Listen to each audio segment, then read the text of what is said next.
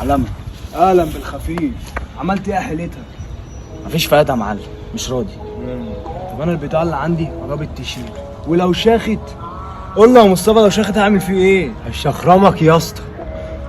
بقول لك ايه، معاك 5 جنيه وايه لازمته الكلام ده بس يا معلم؟ عشان تروح بيها يا ايهاب، ازيك؟ عامل ايه؟ الحمد لله تمام يا مالك. ايه رايحه فين كده؟ راح الدكان اساعد ماما. طيب ماشي. ايهاب، عارف اسماء اللي احنا عندنا درس النهارده؟ حاضر. اختي وحبيبتي وكل اللي ليا. برضه الكاوتش ده يا بنتي قلت كذا مره نغيره. لا يا هبه انا بحبه كده، وبعدين ده من ريحه بابا الله يرحمه. اسماء هجيب واحد بكره ليكي. روح قلبي، ربنا يخليك ليه يا اخويا. يا بنتي انت عبيطه وانا لا في الدنيا غيرك. بحبك والله. مالك صح قالت لي قول لاسماء ان الدرس اتلغى. يا زفت انا جاي يا عم. اتأخرت ليه يا اسطى كل ده؟ اسمع عاد انت، انا وافقت بس ان انا اقابلك عشان خاطر انت في دقيقه مش اكتر.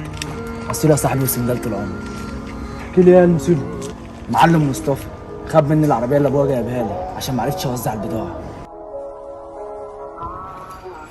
معلم مصطفى معلش بس عربيه وليد فين بس؟ تصدق بالله انا كنت عارف ان هو هيجيبك، وعشان مجيتك دي انا هعمل لك خاطر وهديله العربيه، بس يجيب لي البضاعه الاول. فين البضاعه يا وليد؟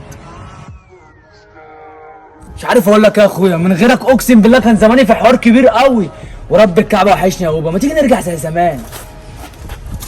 بقول لك ايه، انا مش قلت لك ما تتكلمش في الموضوع ده تاني؟ ولا انا غلطان اني ساعدتك؟ روق بس يا هوبا، انا بس بعرض عليك عرض وطلب. لا عرض ولا طلب، انا اختي السنه دي في ثانويه عامه وعايز ابعد بعمل الاهداف ده. طب صلي على النبي، طالما اختك بقى في ثانويه عامه هتصرف عليها منين من غير مصاريح؟